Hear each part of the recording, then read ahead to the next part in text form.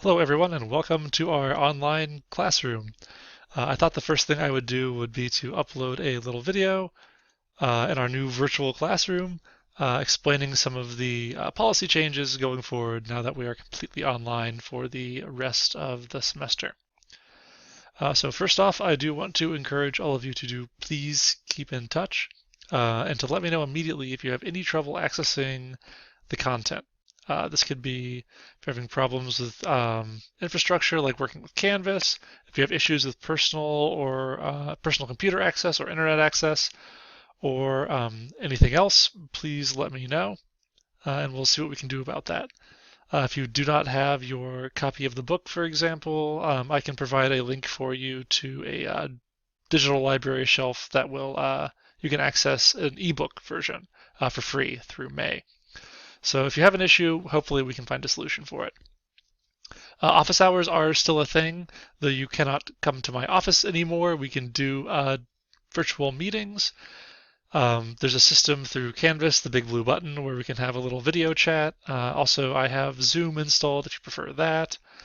I know video chatting is super uncomfortable, but it's fine. We can do it. We'll just put that aside because this is the world we're living in now. So I do encourage you to keep up personal communication with me. We'll figure it out.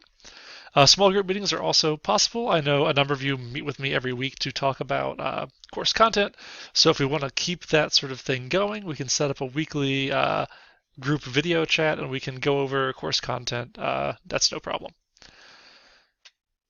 So the main content delivery system that I'm going to be doing is mini lectures. So these will be brief 5 to 10 minute recorded lectures. I'll be talking over a PowerPoint with a little video in the corner, just like I'm doing now. We'll keep these kind of tight and focused on specific topics, and I will try not to run too long on those. So those will be sort of in place of our in-person lectures. These are meant to supplement the reading, so it's more important than ever that you are doing a thorough job with the reading. This is extremely important. Please read the book. Please read closely. We just can't have the same kind of in-person interaction that we had had before, so it's really important that you watch these mini lectures with a good foundation from reading the book. Again, Vital Source Bookshelf is a way for you to access an ebook if you have left your book elsewhere. If you have trouble accessing that, just shoot me an email and we can figure it out. Lab. Obviously, we cannot meet in person to do lab as before, so we're going to do things a little bit differently.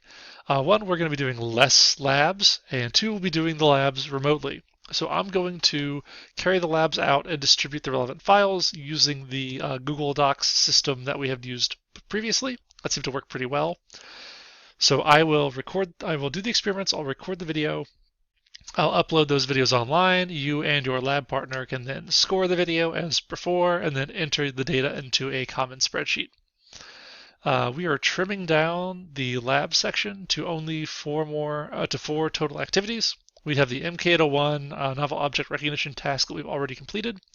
We'll be doing 3 open field tests. Caffeine, SCH-23390, which is a D1-like antagonist, and then a combination of the two, SCH-23390 and caffeine cocktail. And there'll be more information about these experiments posted in the form of instructional sheets for running the lab, and there'll be more guidance on filling out those lab reports as we get closer to those. Importantly, and you can see this on the new syllabus, the due date for the initial MK801 lab has been moved back by a week, so you have some more time to work on that. If you're having trouble with that, please let me know. Now, because we are doing a smaller amount of these experiments, they are now worth 30 points instead of 15, so we're doing about half as many and they're worth about twice as much. So please do take care with these. Make sure you're doing a good job. They are now worth more points. So yeah, as I mentioned, I'll carry these out, score them as you had before with your lab partner. Going forward, I will be doing all of the analysis with SPSS and distributing the output. This is because of the spotty availability of SPSS software to use students who are no longer on campus. I figured rather than putting another hurdle in front of you to try to get the software. I'll just do the analysis and I'll distribute the output to you. You're still going to be responsible for interpreting the output and doing with that as you see fit. However, you're still going to be responsible for graphing the data, so you will have access to that Google Excel sheet with all of the data in it. You'll have to take that and make graphs as you see fit. If you have any questions about that, please don't hesitate to send me an email or set up a meeting. We'll figure it out. Oh, regarding quizzes and exams, these are all going to be done on Canvas now. These will be shifted more towards short answer and long response, so expect to see more writing type questions than you're accustomed to, rather than multiple choice. But we are going to be moving to a completely open book, open note format for those tests. This also means you'll have long time limits to complete the test, so you won't have much time pressure there.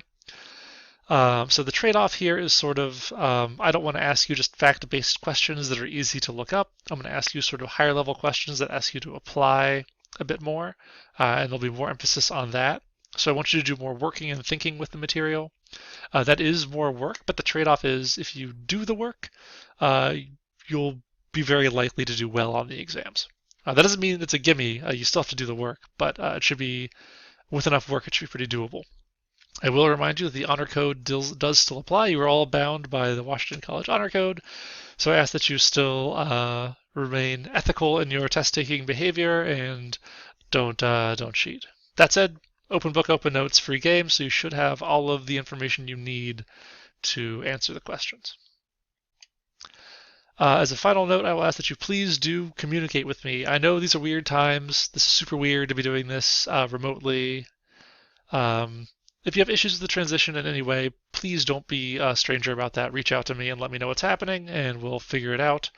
I want to preserve our small classroom feel as much as possible, so I'm going to try to keep these videos pretty casual, but still stay on task. So I don't want you to feel like we're doing a remote learning thing. I want you to feel like you're able to reach out and talk to me if you need something.